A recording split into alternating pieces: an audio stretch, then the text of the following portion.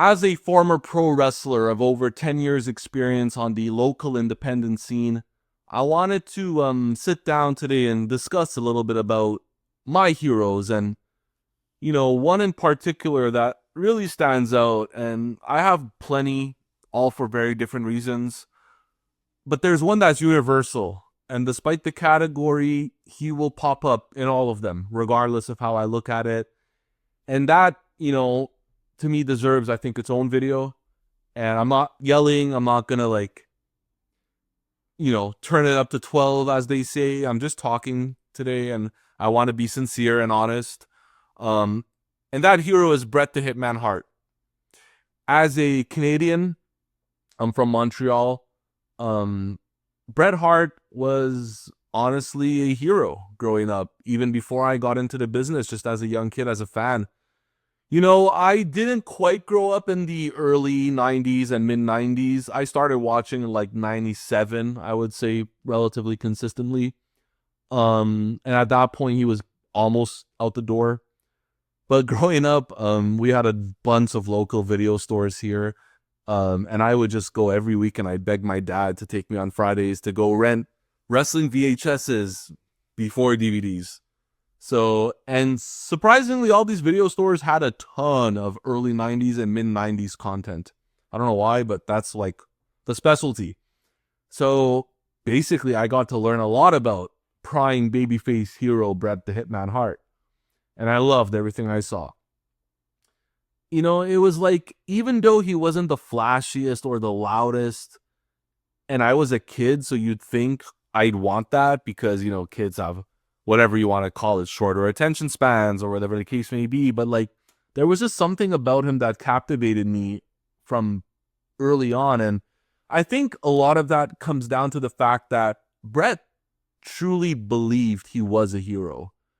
I honestly believe that. And I don't mean that in like a cocky or arrogant way. I think Bret Hart really loved being the hero for the young people, for the kids, for the adults. I think he really took great pride in that. And I think he took great pride in being a hero for the boys and girls in the back, for the, being a locker room leader, I should say. Myself, being a former wrestler on the independent scene, as much as the indies is not WWE, there's a lot of similarities. The business is the business. And, in every locker room I've been in, there was local, locker room leaders, and we respected them.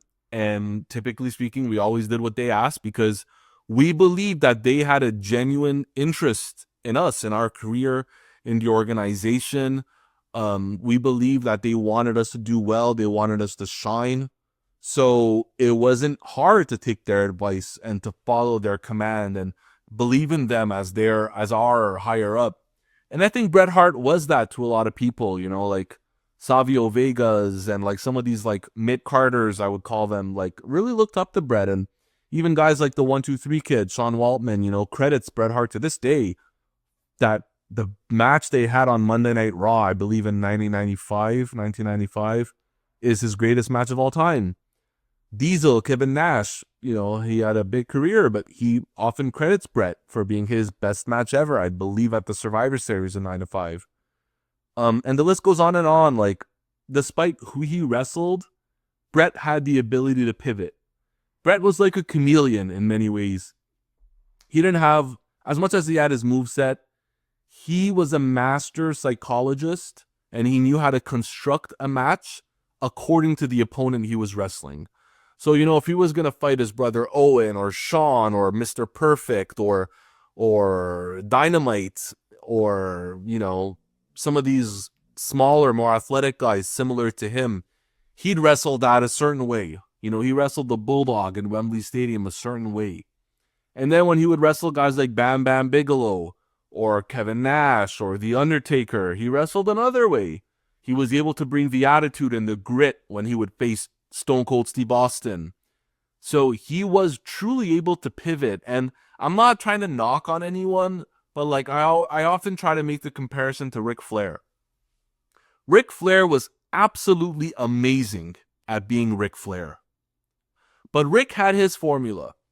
Rick had his pattern, and it worked, man. I'm nowhere near Like, this is not me knocking on the Nature Boy. Like, I'm just a nobody, former indie wrestler that's trying to launch a YouTube channel. But, anyone that's watched this long enough knows Flair had his way of doing things. He had his formula, and it worked for him. He had his repertoire, the way he built the match, especially when he was a heel, where the babyface got most of the offense for a long time. Then the quick heat, Ric Flair would come back and find a way to just win at the end. Bret changed his match depending on who he wrestled. And as a fan, that might not be hitting home with you quite as much as I would like it to. But as someone that is in the business or was in the business, like, that takes a lot of mastery of the art itself. And it's something to definitely respect when we're talking about GOATs and when we're talking about greatest of all time. Bret Hart was always believable. He didn't have to be flashy. Bret Hart was crisp. All his moves hit. They were snug. They weren't stiff. He took his time with the move. Bret Hart was able to work according to the style of his opponent. Bret Hart always put 110%. He always showed up. He was a company man. And Bret Hart, for me, as a former wrestler who basically had to stop wrestling because of injuries, which, maybe I'll open up about on a future video. But Bret Hart was a guy that wrestled for over 20 years and never seriously injured his opponent. And that, to me, alone puts him in a GOAT category. You watch wrestling nowadays, everyone's getting hurt, guys. And I know a lot of that is because the style that's changed, but it's just different. Bret came from a time where he truly took pride in not hurting his opponents. He truly took pride in the magic and the beautiful art that is pro wrestling, of making something look real, but never actually connecting, never actually touching your opponent, and allowing them to go home to their wife, to their kids, to their spouse, to their families with a paycheck in their pocket. And, besides some bumps and bruises, being injury free. And that, makes Bret exceptional.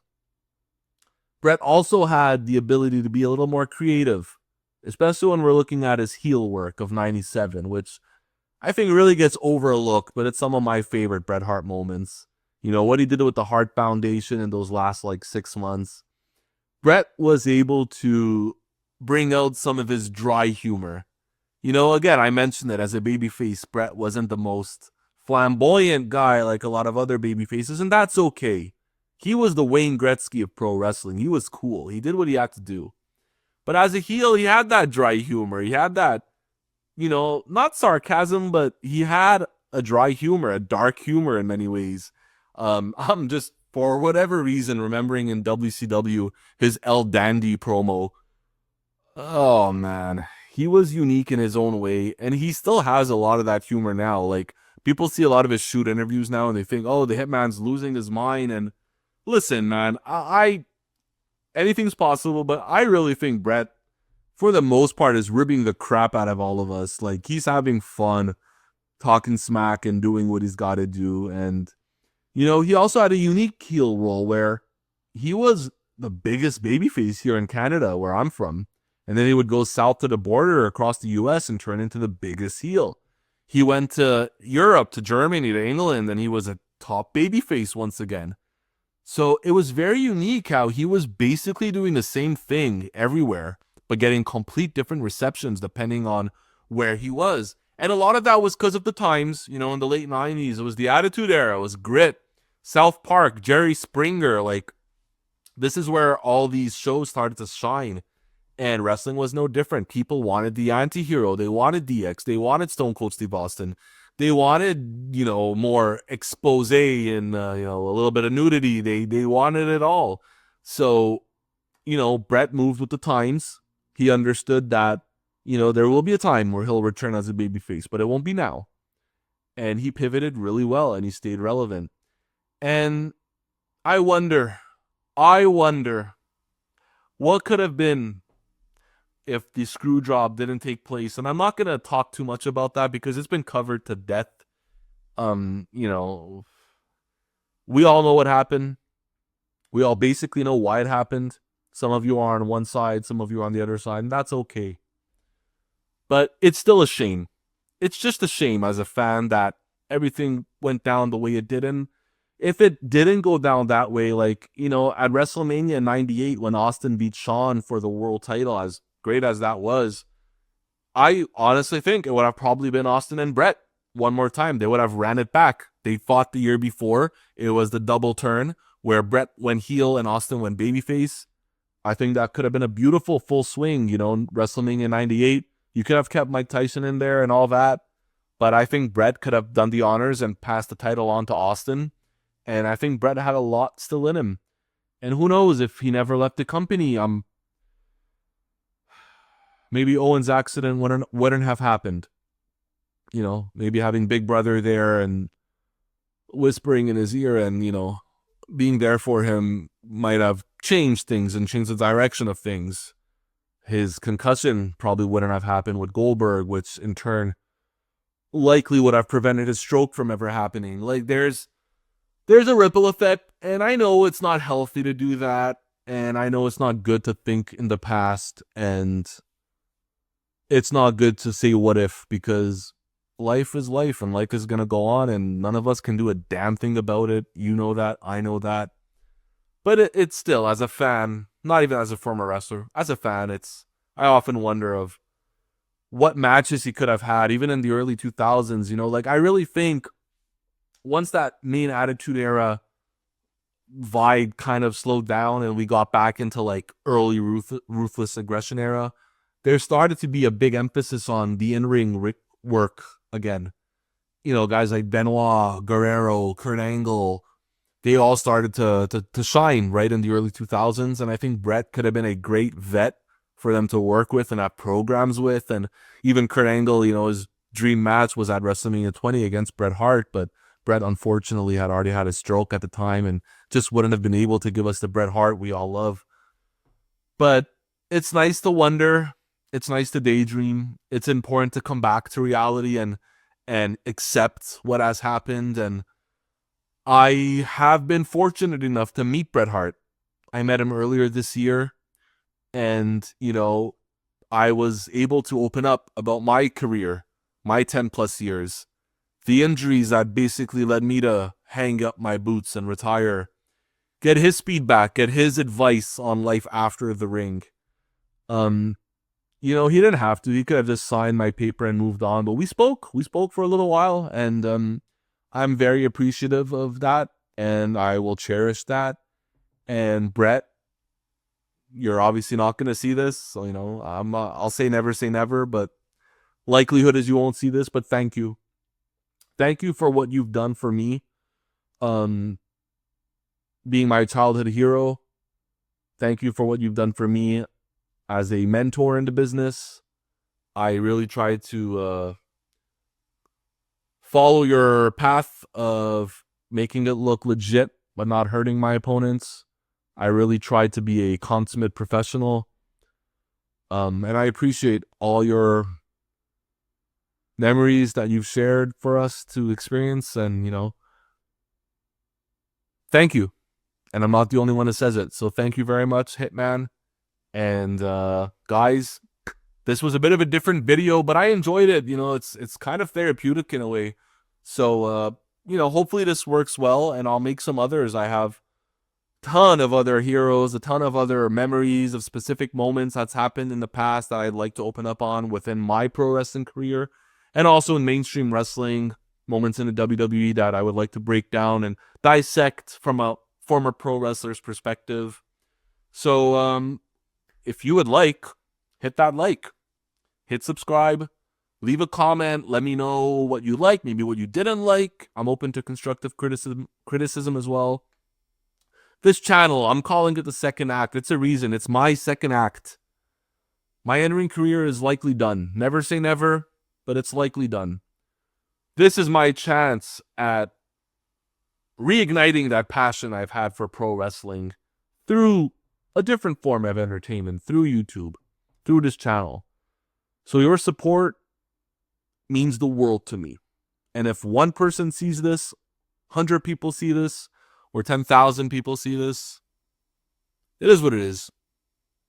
But thank you very much for watching till the end. You're one of the real ones, and I truly appreciate it. And I'll catch you next time. Take care.